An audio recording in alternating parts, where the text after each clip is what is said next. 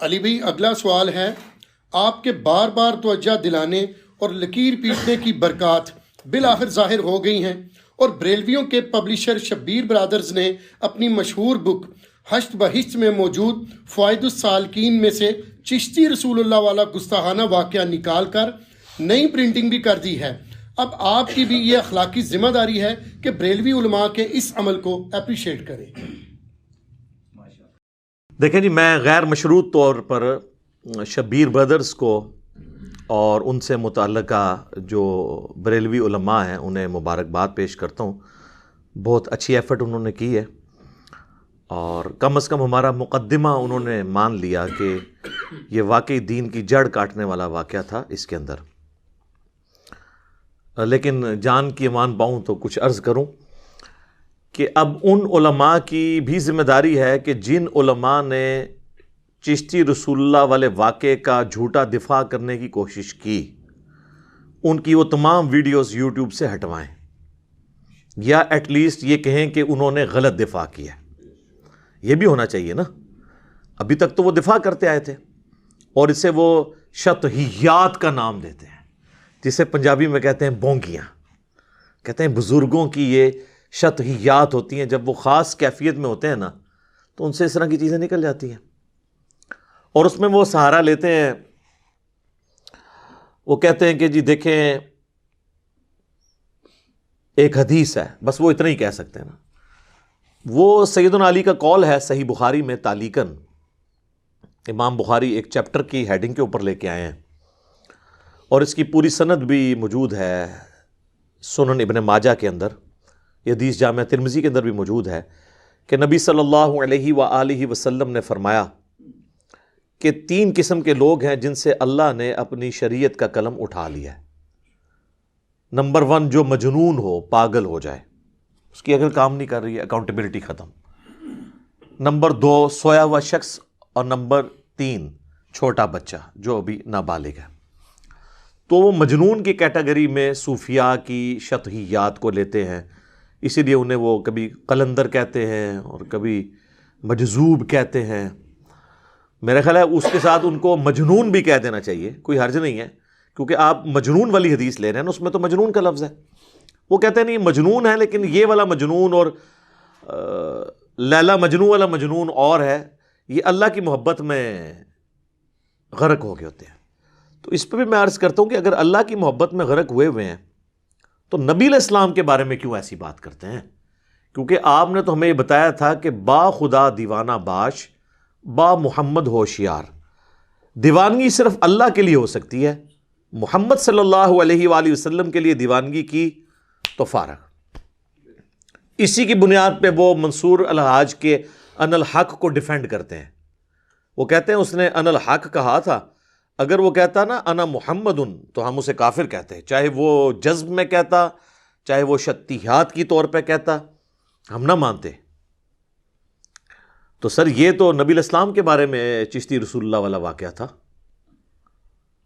اور پھر یہ ایک اور حدیث سے بھی سہارا لیتے ہیں جو صحیح مسلم میں ہے، نبی صلی اللہ علیہ وآلہ وسلم نے اللہ تعالیٰ کو ایک گناہگار کی توبہ پر جو خوشی ہوتی ہے اس کو ایک تمثیل سے بیان فرمایا کہ تم میں سے کوئی شخص ہو جس کی سواری اونٹ کے اوپر اس کا سارا سامان لدا ہوا ہو، کسی ریگستان کے سفر پہ ہو، اور وہ تھوڑی دیر کے لیے رکے اور اس کی آنکھ لگے تو اچانک اس کا اونٹ غائب ہو جائے۔ اب اسے اپنی موت سامنے نظر آئے، کیونکہ سارا ساز و سامان اس کے اوپر ہے۔ ریگستان میں تو کئی دن کی مسافت تک کوئی پانی بھی نہیں ملتا۔ اب وہ بیٹھ کے موت کا انتظار کرنا شروع کر دے اور اچانک وہ سواری کہیں سے دوبارہ نمودار ہو جائے، تو اس شخص کو اتنی خوشی ہو کہ وہ خوشی کے عالم میں یہ کہنا چاہے کہ اے اللہ تو میرا رب، میں تیرا بندہ، میں تیرا بندہ، تو میرا رب۔ لیکن خوشی کی حالت میں اس کی زبان لڑکھڑا جائے اور وہ کہہ دے کہ اے اللہ تو میرا بندہ اور میں تیرا رب، نعوذ باللہ۔ اس میں آگے الفاظ ہیں من شدت الفرح، اس خوشی کی شدت کی وجہ سے زبان لڑکھڑا جائے۔ وہ کہتے ہیں یہ بھی شطحیات کی دلیل ہے کہ بزرگوں کی زبان بھی لڑکھڑا جاتی ہے۔ تو یار وہ تو ایک دفعہ لڑکھڑائی، اور وہ بھی نبی علیہ السلام نے مثال بیان کی، اور آپ نے فرمایا کہ یہ زبان لڑکھڑائی ہے خوشی کی وجہ سے، نہ کہ اس کو آپ نے ڈیفینڈ کیا کہ وہ جو جملہ بول رہا ہے وہ درست ہے، اور وہ ایک واقعہ ہے. یہاں تو انٹینشنلی ہو رہا ہے. ہشت بہشت یہ 8 چشتیہ کے بزرگوں کی کتابوں کا مجموعہ ہے، جس میں سے ایک بک ہے فوائد السالکین، جسے کمپائل کرنے والے ہیں شیخ فرید الدین گنج شکر، پاک پتن میں جن کا مزار ہے، جہاں پہ ہمارے پرائم منسٹر صاحب بھی 1-2 دفعہ گر چکے ہیں جا کے. یہ وہ بزرگ ہیں، انہوں نے فوائد السالکین لکھی ہے. اور اس کتاب میں انہوں نے اپنے جو پیر تھے خواجہ قطب الدین بختیار کاکی، ان کے ملفوظات جمع کیے ہیں اپنے پیر صاحب کے.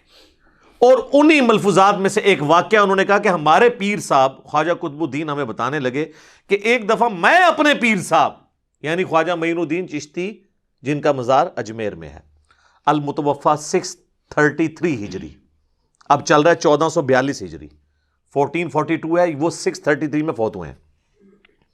ان کے پاس بیٹھا ہوا تھا تو ایک شخص آیا اور اس نے آ کے عرض کی کہ حضرت میں آپ کا مرید ہونا چاہتا ہوں.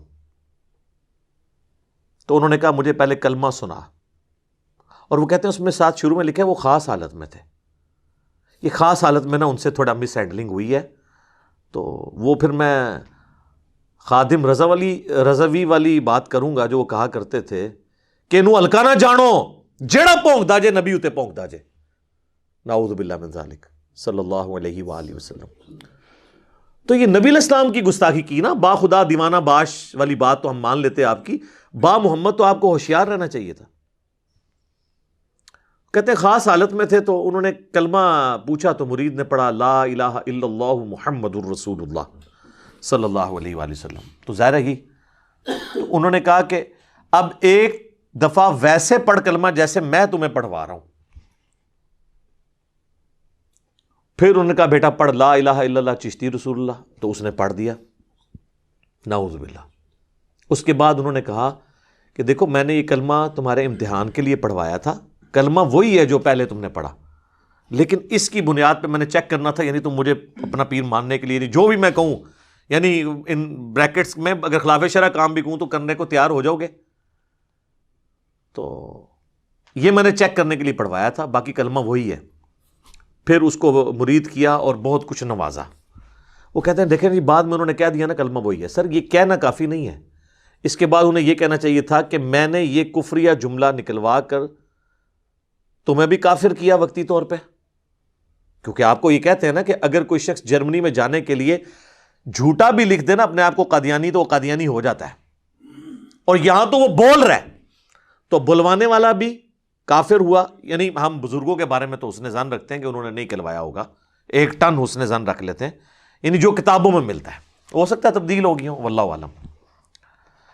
تو اس کے بعد ان کو خود بھی کلمہ پڑھ کے مسلمان ہونا چاہیے تھا، اور کہتے کہ بیٹا میں چونکہ اب دوبارہ مسلمان ہوا ہوں تو کافر ہونے کی وجہ سے میری بیعت ٹوٹ گئی تھی، پہلے میں اپنا کوئی پیر تلاش کرتا ہوں تاکہ میری لنک نبی علیہ السلام تک جڑ جائے. اب میں تصوف کی لینگویج میں بات کر رہا ہوں، صوفیاء کو پتہ چل جائے گا کہ میں یہ کیا کہہ رہا ہوں، کیونکہ وہ بیعت تو کر نہیں سکتے تھے.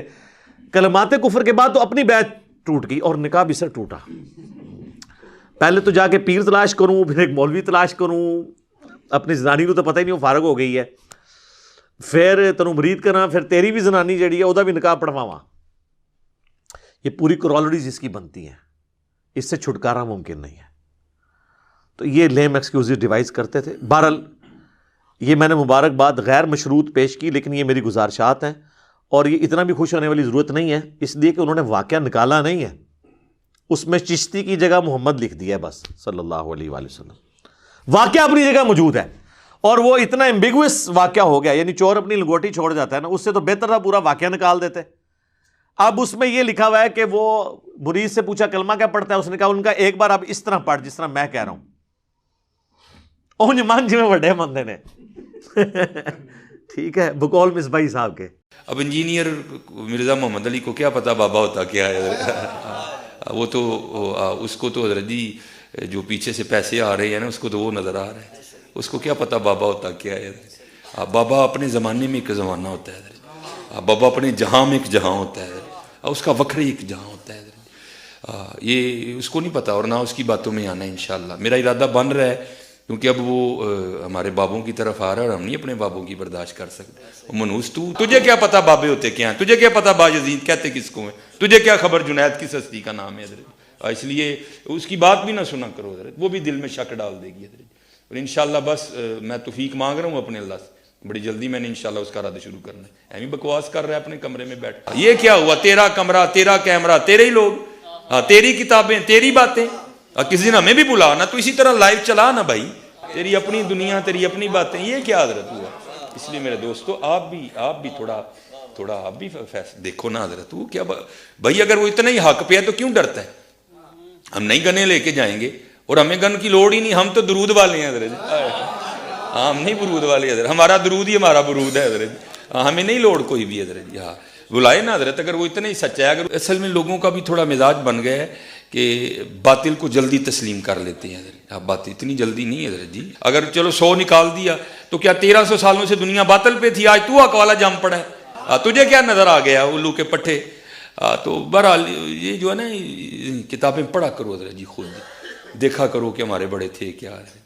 اب تو پتہ نہیں کیا ہو رہا. نہیں جی اسی تے انج مننا ہے, او بھائی انج نہ من جویں وڈیاں نے منے, تو بھی انج ہی من یار. یہ نہ کھیل نہ یار, اپنے چاء اور لاڈ میں اس طرح نہ کر, یہ تیرا چاء لاڈ غلط ہے. او بھائی اس طرح ہی من جویں انہاں نے منیا یار, نہ کر, نہ امت نو پاڑ, خدا دا واسطہ نہ کرو اس طرح, نہ کرو اس طرح حضرت. اور میں بزرگ بیٹھی ہیں, خدا کا واسطہ اپنی سٹیجوں کے رنگ بدلو یار, خدا کا نام لو یار, کیا کرنے نکلے ہو تم. میں آپ سب سے بٹھا دوں ایسوں کو نیچے, تھلے بیٹھ, سانو نہ سنا ہے, سانو سنا جڑی وڈیاں نے لکھی ہے, سانو نہ سنا ہے, نہ اسی تیری سننی, تو اپنا نواں کول ہی رکھ, سانو نہ اپنا نواں دے تو کوئی. ہاں یہ بدلو بھائی اپنی سٹیجوں کا رنگ. یہ بالکل یہ غلط ہو رہا ہے سارا. اب پانی سر کے اوپر سے گزر رہا ہے, ہر دوسرے دن کو الو کا پٹھا اٹھتا ہے اور نئی بکواس شروع کر دیتا ہے. بھائی یہ تو آج تک کسی کو نہیں سوجا, جو نئی بات ہی ہم نے سن لی. تو اب وہ جو وڈوں نے جو پڑھوایا تھا وہ تو اپنے نام کا پڑھوایا تھا, انہوں نے اس چشتی کو محمد بنا دیا, اور پھر اس کے بعد اگلے جملے ہیں کہ نہیں کلمہ اس نے پڑھ جس نے پہلے پڑھتا تھا. تو اب وہ ظاہر ہے پتہ چل جائے گا کہ بعد میں کچھ اور پڑھایا, تو اب وہ واقعہ گڑبڑ ہو گیا. لیکن وہ جس کو کہتے ہیں نا لک وشکاری ہے, یعنی چارپائی پہ آپ سر اس طرف رکھ لیں, پاؤں اس طرف, پاؤں کو ادھر لے جائیں, ساری طرف, یعنی وہ تو واقعہ انہوں نے نکالا نہیں ہے سر. یہ پہلے تو اپنی تصحیح کریں سوال کرنے والے, انہوں نے اس واقعے میں صرف اس لفظ کو چینج کر کے چشتی کو کر دیا ہے. تو یہ تو اور لوگوں کو مصیبت میں ڈال دیا ہے. یہ پورا واقعہ نکال دیتے, لیکن اس پہ بھی ہم نے راضی نہیں ہونا. اگر آپ پورا واقعہ نکالیں گے تو کیا کہہ کے نکالیں گے کہ یہ بات کتاب و سنت کے خلاف ہے. تو سر اس میں تو ہزاروں باتیں کتاب و سنت کے خلاف لکھی ہوئی ہیں, وہ تو پوری کتاب کی چھانٹی ہونے والی ہے سوائے ان آیات اور احادیث کے جو صحیح سند سے ثابت ہیں. اور پھر تیسری بات, آپ کو رائٹ ہی نہیں کسی مصنف کی کتاب کو چینج کرنے کا. آپ تحکیم ضرور لگا سکتے ہیں اس پہ کہ آپ فوائد السالکین کو حشر بہشت میں ویسے ہی رہنے دیتے, واقعہ بھی وہی رہنے دیتے, فٹ نوٹ پہ لکھتے کہ لگتا ہے کہ یہ واقعہ بعد میں کسی نے شامل کر لیا ہے, لیکن جو کتاب چل رہی ہے اس کو اپنی جگہ رہنے دیں. یا آپ کو کلمی نسخہ ایسا لے آئیں جس میں وہ واقعہ نہ ہو. اور یہ میں جو آپ کو بتاؤں نا فٹ نوٹ والا, یہ کیا ہے بریلویوں نے جب غنیت الطالبین شیخ عبد القادر جیلانی کی چھاپی نا, المتوفا 561 ہجری, تو وہاں پر نا انہوں نے جو گمراہ فرقے لکھے ہیں نا دوزخ میں جانے والے, ان میں انہوں نے حنفیوں کو بھی لکھ دیا ہوا ہے. اب وہ چھاپنے والے حنفی, یہ تو لادہ بات ہے کہ اس کتاب میں نماز کا طریقہ بھی رفع الیدین کے ساتھ لکھا ہوا ہے بخاری مسلم کے مطابق. بل جہاں وہ دوستی فرقے کا حنفی کا ذکر آیا نا, تو وہاں انہوں نے پتہ کیا کیا, فٹ نوٹ پہ لکھا, انہوں نے پہلے تو جواب دیا کہ یہ حنفی, یہ وہ والے حنفی نہیں جو ہم والے حنفی ہیں. ٹھیک ہے, ہم حنفی اور ہیں وہ اور ہیں. وہ تو بریلوی بھی کہتے ہیں کہ ہم حنفی ہیں, دیوبندی کہتے ہیں ہم حنفی ہیں, وہ کہتے ہیں وہ حنفی نہیں, وہ کہتے ہیں وہ حنفی نہیں. وہ کہتے ہیں یہ ایک زمانے میں ایک اور حنفی ہوا کرتے تھے, شیخ عبد القادر جیلانی نے ان کو کہا ہے, لیکن پھر بھی ان کو سمجھ آ گئی کہ کہا کس کو ہوا ہے. وہ تو استوا علی العرش کے عقیدے کے اوپر بھی حنفیوں کا رد کرتے ہیں. ٹھیک ہے, اور اس غنیت الطالبین میں انہوں نے لکھا ہے اہل سنت وہ ہیں جو اہل حدیث ہیں. وہ کہتے ہیں نہیں وہ اہل حدیث اور ہیں, یہ وہابی ہیں. آج ہم اہل حدیث ہیں، لیکن اہل حدیث کہتے بھی کوئی نہیں حنفی اپنے آپ کو. اچھا پھر نوٹ میں انہوں نے لکھا کہ یہ حنفی اور تھے، پھر بھی ان کو پتا چلا کہ یار یہ تو کوئی نہیں مانے. پھر لکھا لگتا ہے کہ بعد میں یہ کتاب میں کسی نے داخل کر دیا ہے. یہ حنفیوں کو گمراہ فرقہ جو لکھا ہے یہ عبد القادر جیلانی رحمۃ اللہ علیہ نے نہیں لکھا، بعد میں کسی نے داخل کر دیا. تو آپ بھی اس طرح کریں کہ فٹ نوٹ لکھیں، مصنف کی کتاب آپ نہیں چینج کر سکتے. لہٰذا یہ جو کچھ ہوا نا، میں مبارکباد اس لیے پیش کر رہا ہوں کہ آپ نے تھنک آؤٹ آف باکس کیا، لیکن یہ آپ نے کام کو ٹھیک نہیں کیا. اس کو ٹھیک کرنے کا طریقہ ہے واقعہ وہی رہنے دیں، فٹ نوٹ پہ لکھیں یہ گمراہ کن ہے اور اس سے بچ کے رہیں. اور میری اگر مانے تو یہ پوری کتاب کی پرنٹنگ ہی بند کر دیں. یہ جو ہمیں لوگ کہانیاں کروا رہے ہوتے ہیں نا کہ جی جو بات کتاب و سنت کے مطابق ہے وہ آپ لے لیں. سر جو کتاب و سنت کے مطابق ہے وہ تو پہلے ہی کتاب و سنت میں موجود ہے. وہ ہم نے کان ایسے کر کے کیوں پکڑنا ہے کہ میں نے کشف المحجوب سے یا حشد بہیش سے یا تذکرۃ الاولیاء سے کتاب و سنت لینا ہے؟ میں ڈائریکٹ کیوں نہ بخاری مسلم سے کتاب و سنت لوں؟ جس طرح ہمارے وہ باپا جانی ہیں جو الیاس قادری صاحب، وہ بعض اوقات بخاری اور مسلم کی احادیث بھی نا تصوف کی کتابوں کے ریفرنس سے بیان کر رہے ہوتے ہیں. جلال الدین سیوطی اپنی کتاب شرح الصدور میں لکھتے ہیں، اور وہ آگے جو حدیث بیان کر رہے ہوتے ہیں وہ بخاری کی حدیث ہوتی ہے. شرح الصدور کا کیا لینا دینا ہے؟ شرح الصدور تو جا کے لکھی گئی ہے 10ویں صدی ہجری کے اندر. بخاری شریف جو ہے وہ 30ویں صدی ہجری کے اندر، وہ تو حدیث کی کتاب ہے. شرح الصدور کے اندر تو اکثر باتیں کہانیاں ہی ہیں اور کوئی حدیث کی کتاب بھی نہیں ہے. تو اس طریقے سے کان نہ پکڑیں، قرآن و حدیث میں پہلے ہی موجود ہے، لہٰذا اس کی مکمل پرنٹنگ بند کریں. اگر پرنٹنگ آپ نے کرنی ہے تو آپ پھر یہ سارے واقعات اپنی جگہ رہنے دیں، اس کے نیچے فٹ نوٹ لگائیں. اور سر باقی لوگوں سے بھی میں کہوں گا، صرف شبیر بردرز نہیں، اس کے علاوہ بھی اور لوگ چھاپ رہے ہیں، اس میں تو یہ واقعات ابھی اسی طریقے سے چھاپ رہا ہے یہ چشتی رسول اللہ والا واقعہ. ویسے تو اس پہ ایک اور ڈیمانڈ بھی بنتی ہے، میں وہ کرتا نہیں ہوں، کہ آپ کم از کم اس کے دباچے میں لکھ دیتے کہ یہ انجینئر صاحب کی ویڈیوز کی وجہ سے اللہ تعالیٰ نے ہمیں اس ہدایت تک پہنچایا ہے کہ ایک کتاب جو پچھلے 1000 سال سے چل رہی تھی ہمیں اب پتہ چلا ہے کہ یہ غلط تھا. اور اس کے بعد اور بھی لکھے کہ ہمارے اتنے بڑے بڑے علماء، بڑے بڑے بزرگ، اتنے پیڈ قسم کے علماء جن کو ہم نے اتنا پے کیا، یہ پیٹ نہیں، میں نے کہا پیڈ انگریزی والا ہے، پیسے دیے، یعنی کہ یہ نہ وہ کہیں گے وہ پیٹ بڑا کہہ دیا انہوں نے. تو یہ بڑے بڑے پیڈ علماء جو تھے انہوں نے یہ چیز نہیں بتائی تھی، جن کو ہم نے رکھا اس کام کے لیے تھا، انجینئر صاحب نے بتایا.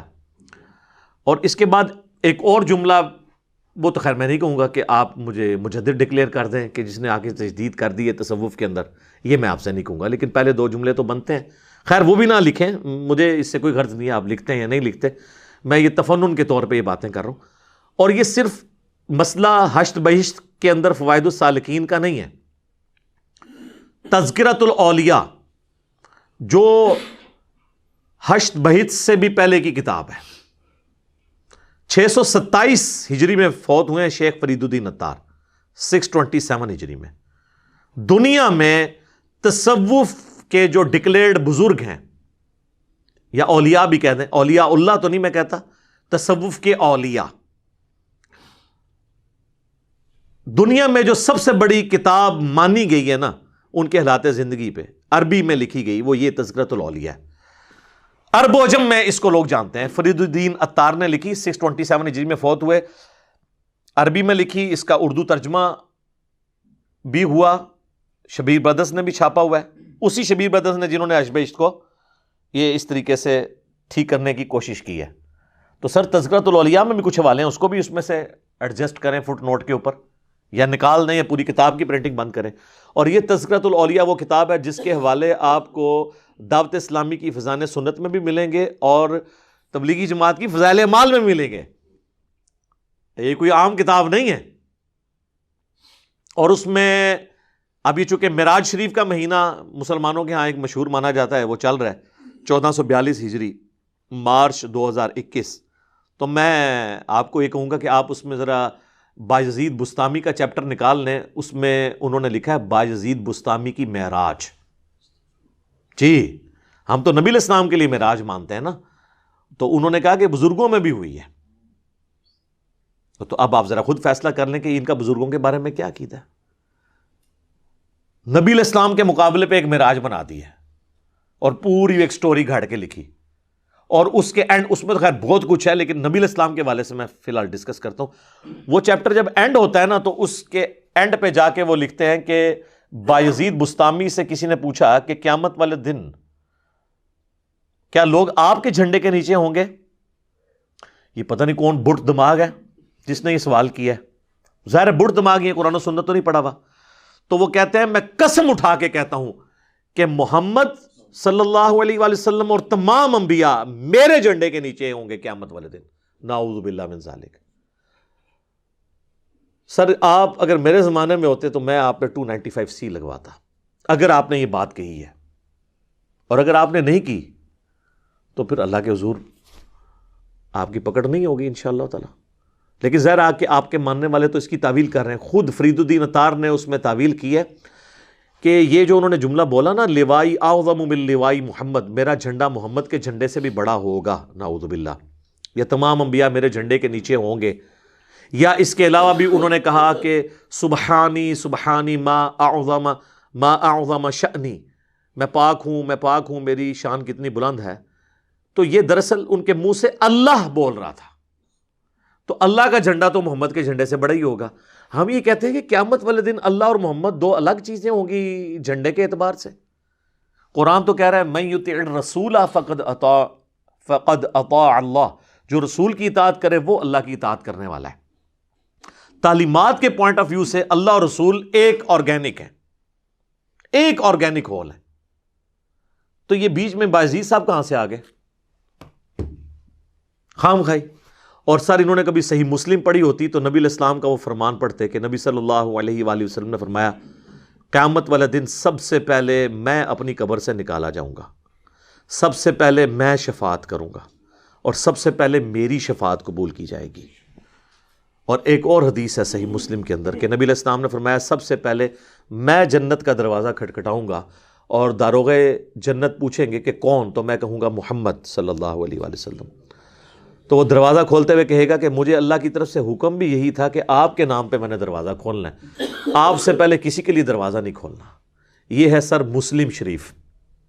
اور اس سے بھی بڑھ کر یہ کمپائل کرنے والے امام کا نام ہے ابو الحسین مسلم بن حجاج القشیری. اور یہ لوائی اعظم من لوائی محمد والی یہ گستاخانہ بات کرنے یا ان کی طرف منسوب اس بندے کا نام ہے ابو یزید بستامی, یزید دا ابا یا یزید والا. اور ایک کون ہے ابو حسین, واقعی یہ حسینی ہے. اور دونوں ایک ہی سن میں فوت ہوئے ہیں, یہ بھی 261 ہجری میں فوت ہوئے ہیں اور بایزید بستامی بھی 261 ہجری میں. وہ صوفیوں کے امام ہیں, یہ ہم مسلمانوں کے امام.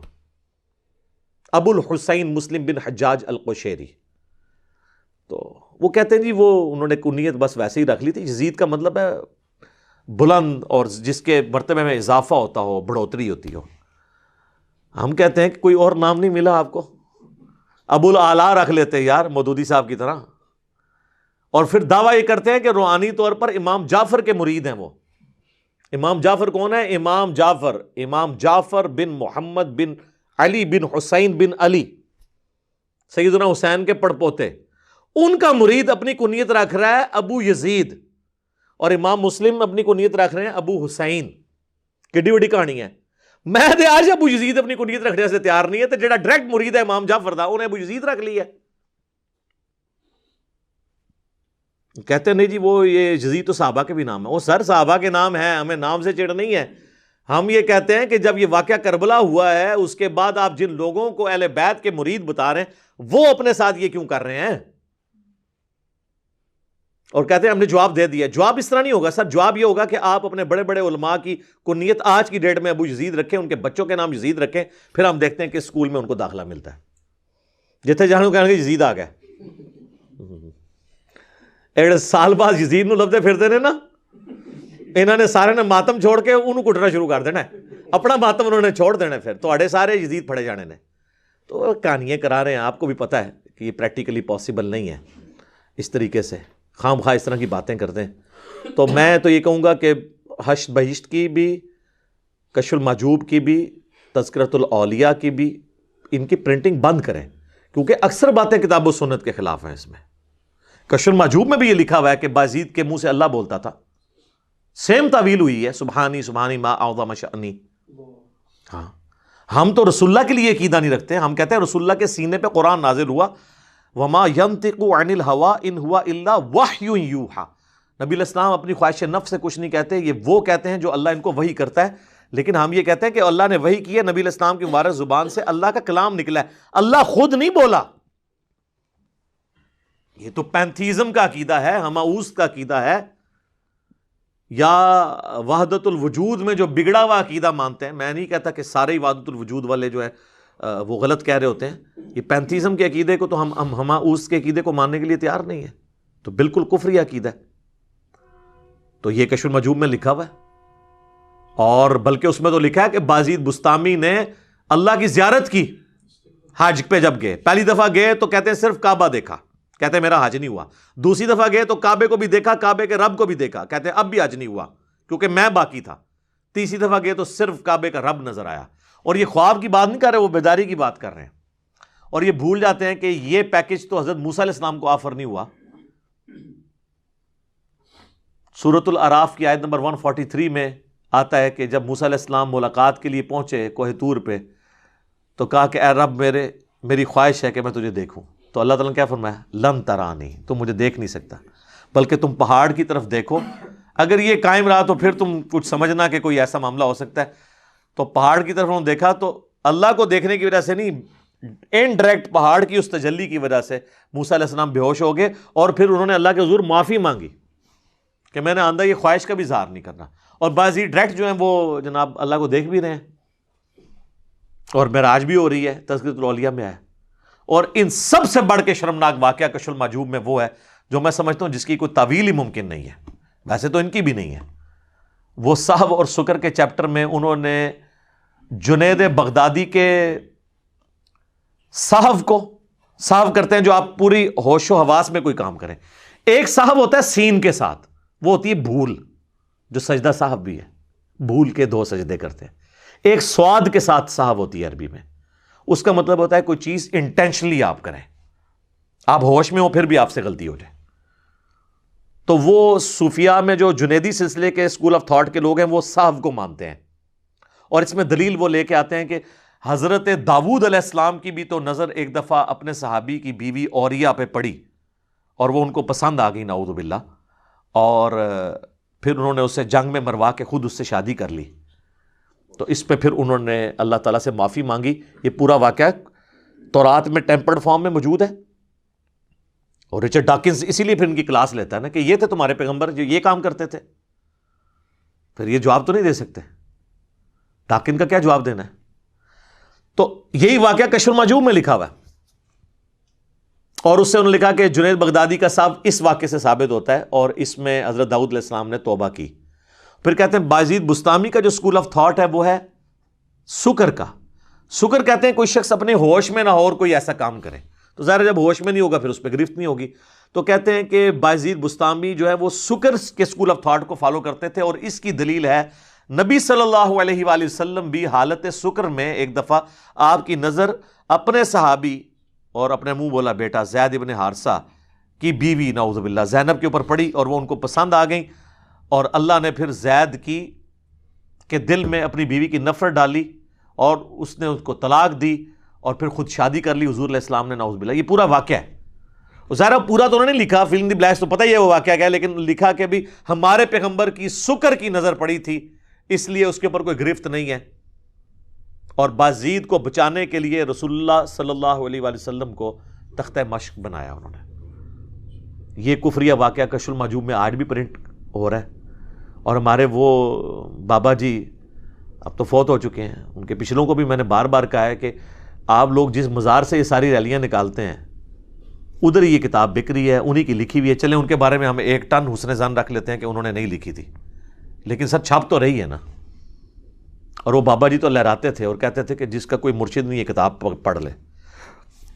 اس میں تو یہ لکھا ہوا ہے. لیکن نجی محفلوں میں یہ مانتے ہیں. پاکستان لیول کے ایک بریلویوں کے مفتی ہیں اور بہت بڑے مناظر ہیں، میں نام نہیں لیتا، انہوں نے مجھے خود یہ بات کہی کہ یہ بالکل گستاخانہ واقعہ ہے، اور میں نے رسول اللہ کا کلمہ پڑھا ہے، داتا صاحب کا کلمہ نہیں پڑھا ہوا، میں اسے لانے برات کرتا ہوں. لیکن میں نے ان کو کہا کہ آپ اس پہ ایک ویڈیو بنائیں. وہ کہتے ہیں کیوں مروانے لگے ہو یار مجھے، میری عوام نہیں چھوڑے گی مجھے. خیر ان سے بھی بڑے ایک بہت بڑے عالم ہیں, وہ تو لکھ گئے ہیں انجانے میں, پیر کرم شاہ صاحب الازہری, جن کا ترجمہ میں نے سامنے رکھا ہوتا ہے جمال القرآن جب میں درس قرآن کرتا ہوں, بحیرہ شریف والے, جن کے لاکھوں سٹوڈنٹ ہیں دنیا میں. سب سے بڑا ان کے لائق ترین سٹوڈنٹ میں سے ڈاکٹر طاہر القادری صاحب ہیں, پیر کرم شاہ صاحب کے سٹوڈنٹ ہیں وہ. اور پیر کرم شاہ صاحب نے 1947 میں جب پاکستان بنا تھا, اس سال انہوں نے دورہ حدیث کیا تھا اعلیٰ حضرت کے خلیفہ نعیم الدین مراد آبادی کے پاس. یہ اور مفتی احمد جان نعیمی, یہ دونوں کلاس فیلو تھے. انہوں نے ضیاء القرآن کے اندر سورۃ الاحزاب کی تفسیر میں جہاں زید ابن حارثہ کا ذکر آتا ہے, وہاں انہوں نے لکھا ہے کہ کافروں نے سازش کر کے ہماری کتابوں میں یہ واقعات داخل کیے ہیں. یہ زید ابن حارثہ کا اور رسول اللہ صلی اللہ علیہ وسلم کا وہ جو معاملہ ہے, انہوں نے تو اسے کافروں کی سازش قرار دیا ہے تصوف کی کتابوں میں. لیکن وہی پیر کرم شاہ صاحب ہیں, انہی کے مکتبہ ضیاء القرآن سے وہ چھپ رہی ہے کشف المحجوب, اور اس کا مقدمہ بھی پیر کرم شاہ صاحب نے لکھا اور کہا یہ بڑی اچھی کتاب ہے. میرا خیال ہے انہوں نے پڑھی تو ہوگی نہیں, اگر پڑھی ہوتی تو کم از کم یہ ہائی لائٹ تو کرتے. اچھا دیوبندیوں کو میں ایک ایج دوں گا, دیوبندیوں نے بھی کشف المحجوب کا ترجمہ چھاپا ہے. ان کے وہ بڑے صوفی باد صفا ہیں عبدالرؤف صاحب, یہ دونوں ترجمے ہمارے پاس پڑھے ہیں. اس میں انہوں نے فٹ نوٹ پہ لکھ دیا ہے, یہ صاحب اور سکر کے واقعے میں انہوں نے لکھا ہے کہ نہ جانے کیوں صوفیاء اس قسم کے واقعات سے سہارا لیا کرتے تھے, یہ پیغمبروں کی شان یہ واقعات نہیں ہیں. اس نے اپنے ایمان کا اظہار کیا ہے, لیکن اس نے یہ بھی مانا کہ صوفیاء نے لکھے ہیں. اس کے بعد اس کو یہ کہنا چاہیے تھا کہ جو رسول اللہ کا گستاخ ہو میں اسے بزرگ ماننے کے لیے بھی تیار نہیں ہوں, یہ بھی کہنا چاہیے تھا نا. ٹھیک ہے, تو وہ اپنا کچھ حصہ انہوں نے رکھ لیا تاکہ پتہ چل جائے کہ یار یہ بھی ہم نے کیا ہے. اور پیر کرم شاہ صاحب نے بھی علیحدہ سے تو مانا ہوا ہے, لیکن یہاں انہوں نے مقدمہ پورا لکھ دیا اس کے حق کے اندر. تو یہ بھی ہم نے بار بار اس کو ہائی لائٹ کیا کہ خدا کے لیے یہ ان کتابوں میں سے, بلکہ ان کتابوں کی پرنٹنگ بند کریں. ان کتابوں کے اندر تو بہت کچھ لکھا ہوا ہے, یعنی میں پورا ایک لیکچر دے سکتا ہوں کہ 90% سے زیادہ جو ہے نا اس کے اندر کہانیاں ہی لکھی ہوئی ہیں.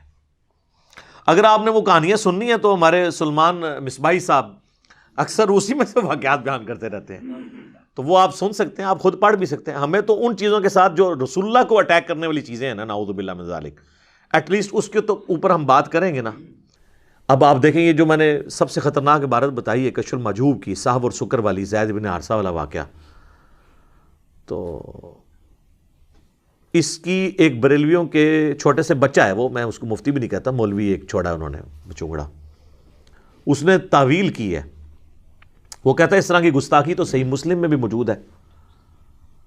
اچھا جی, صحیح مسلم میں کیا گستاخی, وہ ذرا گستاخی سنیں اور کس طرح اس کو ریلیٹ کر رہا ہے.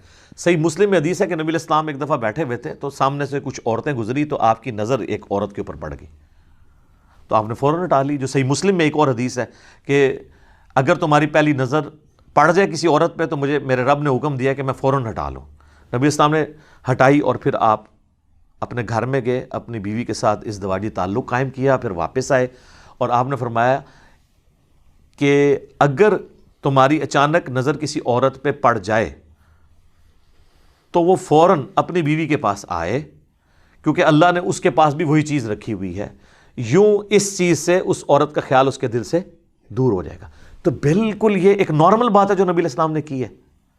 اس کو وہ اس سے ریلیٹ کر رہا ہے جو کشف المحجوب میں لکھا ہے کہ جی وہ زید ابن حارثہ کی بیوی پہ حضور کی نظر پڑ گئی, اور پھر زید ابن حارثہ کے دل میں اپنی بیوی کی نفرت پڑ گئی, حضور نے تو اللہ کو خوش کرنا تھا نعوذ باللہ, اور تاکہ وہ طلاق دیں پھر حضور شادی کر لیں. شادی تو ہوئی لیکن وہ اس وجہ سے نہیں ہوئی, وہ سورۃ الاحزاب میں ہے اللہ تعالیٰ نے یہ رسم توڑنی تھی کہ منہ بولا بیٹا اصل بیٹا نہیں ہوتا, اس لیے حضور کا رشتہ کروایا سیدہ زینب کے ساتھ. اللہ نے قرآن میں اس کی ریزن بتائی ہوئی ہے. ٹھیک ہے, وہ کہتا نہیں قرآن میں لکھا ہے تم اپنے دل میں ایک بات چھپاتے تھے, اور اس بات سے مراد یہ تھی, وہ بات یہ نہیں تھی, اس بات کا ذکر قرآن میں موجود ہے. حضور علیہ السلام معاشرے کے بھی شرم کرتے تھے کہ یہ کیا کہیں گے, کل تک بیٹا بنایا ہوا تھا, آج اپنی بہو کے ساتھ شادی کر رہا ہے. لیکن اللہ تعالیٰ نے کہا نہیں, جب بڑا بندہ یہ رسم توڑے گا نا تو رسم ٹوٹے گی. تو حضور تو شرماتے تھے, حضور تو کئی جگہ شرماتے تھے. سورۃ الاحزاب میں آتا ہے کہ تم جب نبی کو مسئلہ پوچھنے جاتے ہو, ان کے گھر بیٹھے رہتے ہو اور بیٹھ کے گپیں مارتے رہتے ہو, حضور علیہ السلام شرم کی وجہ سے تمہیں وہاں سے اٹھاتے نہیں, حالانکہ آپ کو تکلیف ہو رہی ہوتی ہے. آپ بخاری مسلم میں حدیثیں اٹھا کے دیکھیں, حضور کی بیویاں, گھر ہی اتنا تنگ تھا, وہ ایک کونے میں یوں دیوار کے ساتھ لگ کے بیٹھ جاتی تھی یوں پردہ لے کے. اب ظاہر ہے کوئی بیٹھک لادہ نہیں تھی, اب وہ ایک ایک 1.5 گھنٹہ لوگ مسئلے پوچھ رہے ہیں، حضور کی بیوی ایسے سائڈ پہ بیٹھی ہے. اب مجھے بتائیں کتنی تکلیف دہ چیز ہے. حضور پھر بھی قرآن میں آتا ہے کہ حضور تمہارا حیا فرماتے ہیں. اللہ نے فرمایا میں حیا نہیں کرتا ہوں، آمدہ سے کوئی مسئلہ ہو فوراً پوچھو اور نکلو. رسول اللہ تمہارا خیال کرتے ہیں لیکن اللہ حق بات کہنے سے نہیں شرماتا. تو حضور علیہ السلام کی تو ایک مبارک عادت تھی. تو آپ دل میں کیا چھپاتے تھے کہ یہ لوگ کیا کہیں گے، لیکن اللہ نے فرمایا ہم آپ کے پیچھے کھڑے ہیں، انشاءاللہ آپ کے ذریعے اس رسم کو توڑیں گے. تو وہ اس بریلویوں کے اس چوزے نے کہا کہ جی مسلم شریف میں بھی گستاخی ہوئی ہے، تو یہ کیوں نہیں ہائی لائٹ کرتا؟ اب مجھے بتائیں ان 2 واقعات کا کوئی تعلق ہے؟ ہاں، تعلق کس طرح ہوتا میں آپ کو بتاتا ہوں. اگر ہوتا کہ نبی علیہ السلام کی اچانک نظر جس عورت پہ پڑی، جیسے ہی وہ اپنے گھر پہنچی اس کے خاوند کی نفرت اللہ نے اس کے دل میں ڈالی اور اس نے اس عورت کو طلاق دی، اور وہ عورت چل کے حضور کے پاس آ گئی اور حضور نے اسے شادی کر لی. پھر یہ کشر ماجوب والی گستاخانہ عبارت بننی تھی. تم اللہ کے بندو اللہ سے ڈرو. ایک گدھے کے اوپر کالی اور سفید لکیریں پھیر کے زیبرا نہیں بنایا جا سکتا، ٹھیک ہے جی؟ تو تم اپنی جو ہے وہ گدھوں والی عبارتوں کو چھپانے کے لیے ان پہ کالی اور سفید لکیریں پھیرتے ہو. بخاری مسلم کی شرم کرو. اللہ نے پھر تم پہ ایسے لوگ چھوڑے ہوئے ہیں جو تمہیں پکڑ لیں گے اور پھر وہاں چھوڑ کے آئیں گے کہ جہاں آپ کی پبلک آپ کو پھر پوچھے گی کہ یہ آپ کے ساتھ ہو رہا کیا ہے. اور ہم اس پہ کوئی غصہ نہیں کھائیں گے، ہم صرف آپ کو عرض کریں گے کہ مرنے سے پہلے اے مسلمان کر لے اس پہ غور. کتابوں کا خدا اور ہے، بابوں کا خدا اور. یعنی جو خدا رسول کا تعارف ہمیں کتابوں سے ہوتا ہے وہ اور ہے، اور جو بابے جس طریقے سے ان کا تعارف کروا رہے ہیں وہ غلط ہے. یہ نہیں ہے کہ وہ کسی اور رسول خدا کو مانتے ہیں، نہیں، اسی رسول کو مانتے ہیں، اسی خدا کو مانتے ہیں وہ. اور یہ بعض لوگ کہتے ہیں، یہ کہتا ہے جی ہمارے بزرگوں کا ہمارا خدا اور ہے. تو یہ ان کو بھی پتا ہے میں کس سینس میں بات کر رہا ہوں. اور اگر پھر بھی سمجھنا نہ آئے سر، آپ کے اپنے اعلیٰ حضرت نے بھی یہی لینگویج یوز کی ہوئی ہے. لیں آج نئی بات لے لیں. اعلیٰ حضرت نے نا دیوبندیوں اور اہل حدیثوں کے خلاف ایک کتاب لکھی ہے، یہ بتانے کے لیے کہ دیوبندی اور اہل حدیث جس کو وہ کمبائنڈ طور پہ وہابی کہتے ہیں، یہ اللہ کے گستاخ ہیں، ٹھیک ہے؟ اور اس کتاب کا نام ہے سبحان سبوح،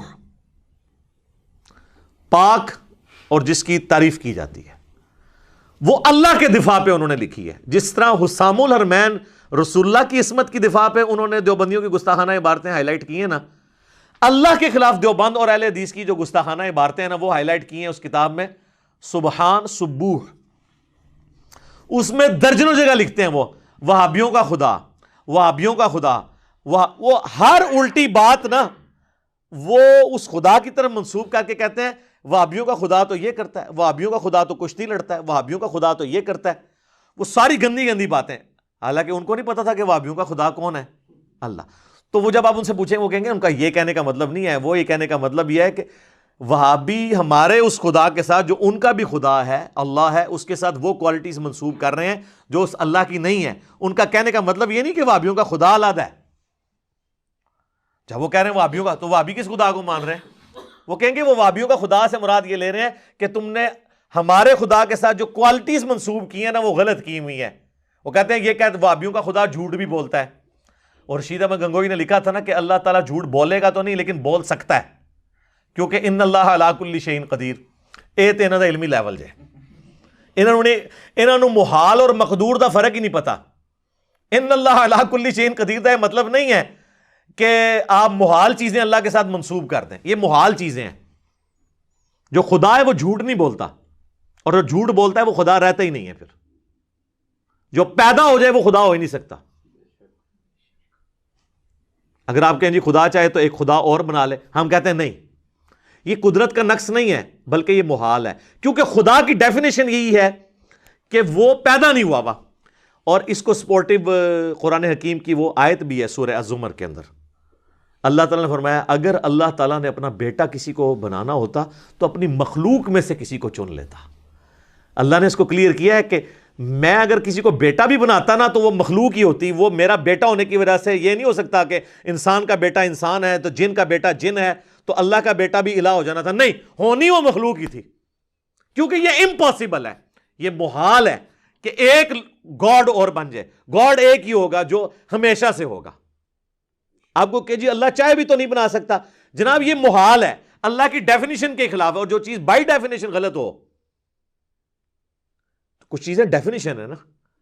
تو یہ محال اور مقدور کی یہ علم الکلام کی بحثیں ہیں. اور ویسے تو یہ کہتے ہیں ہمیں علم الکلام بھی پڑھا ہوا ہے, لیکن ان کو یہ پتہ. تو رشید احمد گنگوئی نے وہ لکھا نا اللہ جھوٹ, اس کے اوپر پھر انہوں نے رد کیا کہ ان کا خدا تو جھوٹ بھی بولتا ہے, نعوذ باللہ. ٹھیک ہے, تو وہابیوں کا خدا, وہابیوں کا خدا. ادھر نہیں ان کو خیال آتا کہ جی وہابیوں کا خدا ہو رہا ہے, وہ کہتے ہیں نہیں خدا ہی ہے. تو سب میرے بھی اس شعر کا یہ مطلب ہے کہ مرنے سے پہلے اے مسلمان کر لے اس پہ غور, کتابوں کا خدا اور ہے, بابوں کا خدا اور, یا اس کو مزید سمجھ لیں, کتابوں کا خدا اور ہے, وہابیوں کا خدا اور بقول اعلیٰ حضرت کے, اور آپ بابیوں کا خدا اور بقول میرے. ٹھیک ہے, تو اپنی جب ان کو ان کے اس کے اوپر مفادات پہ ضرب پڑتی ہے نا, دم پہ پاؤں میں نہیں کہتا, وہ کہتے ہیں ہماری دم تو ہے نہیں ہے, تو میں وہ نہیں کہتا. مفادات پہ جب اپنے ان کے ضرب پڑتی ہے نا, پھر یہ علمی ڈسکشنز کرتے ہیں. اور پھر وہ یہ کتاب آپ ذرا سبحان سبوح پڑھ کے دیکھ لیں, اس میں انہوں نے جگہ لکھا ہے وہابیوں کا خدا, وہابیوں کا خدا. تو خدا تو ان کو بھی پتا تھا کہ سیم ہے. تو میں پھر ریکویسٹ کروں گا کہ یہ ابھی بھی آپ کے اقدامات ناکافی ہیں, ابھی مزید ضرورت ہے کہ آپ اس میں جو میں نے چیزیں ہائی لائٹ کی ہیں اس کو امپروو کریں, تاکہ آنے والی ہماری نسلیں جو ہے نا ان تک صحیح دین ٹرانسفر ہو سکے.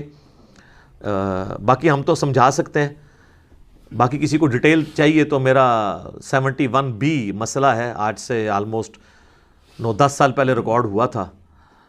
انڈیا اور پاکستان کے بزرگوں کی 19 گستاخانہ عبارات کا تحقیقی جائزہ. اور آپ دیکھیں ان چیزوں کے بعد میں نے کبھی کسی بزرگ کو کافر نہیں کہا, نہ ان کے ماننے والوں کو, صرف علمی اختلاف کیا ہے. یہ ضرور بتایا کہ عقیدہ کفری ہے, لیکن خوارج کا طریقہ اڈاپٹ نہیں کیا کہ تکفیر کروں, حالانکہ یہ آپس میں ایک دوسرے کی کرتے ہیں. میں نے ان کی کبھی تکفیر نہیں کی, صرف علمی طریقے سے اختلاف کیا ہے. تو آپ بھی ہمیں گالیاں دینے کی بجائے اور اپنے بزرگوں کو بچانے کی بجائے علمی طریقے سے ہمارے ساتھ اختلاف کریں. ہمارا مقصد کسی بزرگ کو بدنام کرنا نہیں ہے, بلکہ رسول اللہ صلی اللہ علیہ وآلہ وسلم کی عفت اور عصمت کا دفاع کرنا ہے. ٹھیک ہو گیا جی.